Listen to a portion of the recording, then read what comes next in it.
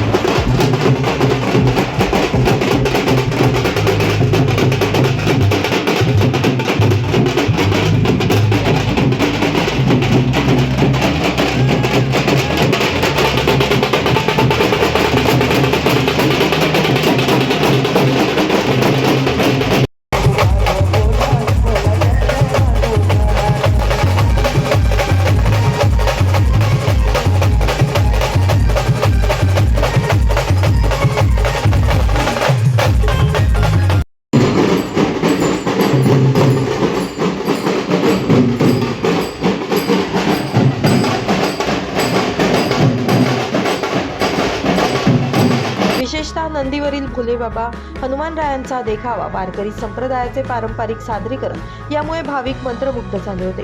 ढोल ताशांच्या गजरात आणि बँजो पथकाच्या तालावर मिरवणूक रंगतदार झाली होती. मिरवणुकीदरम्यान फटाक्यांची आतिषबाजी करण्यात आली. तसेच विविध धार्मिक व सांस्कृतिक चित्र प्रदर्शनांनी उपस्थितांचं लक्ष वेधून घेतलं होतं. लहानांपासून मोठ्यांपर्यंत सर्वच नागरिकांनी या सोहळ्याचा आनंद लुटला.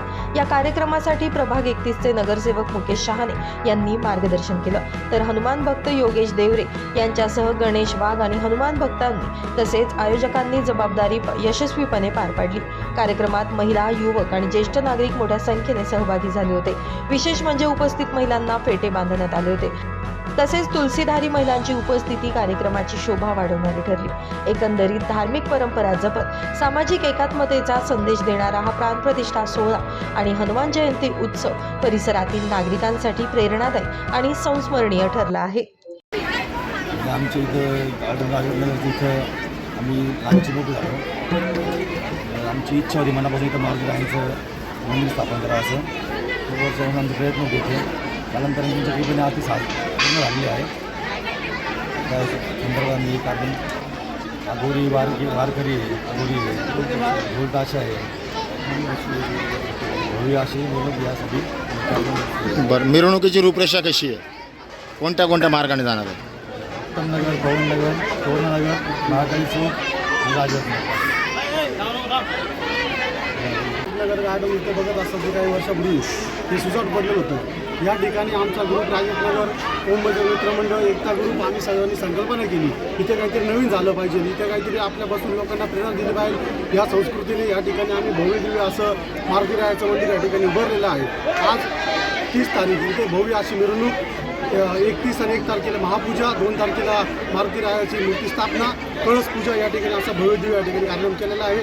आमचे आयोजक योगेश भाऊ असतील, सगळ्या मित्रमंडळांनी इथं एक ताकदीने, एक विचाराने असं भव्य इथं या ठिकाणी मंदिर बांधलेलं आहे.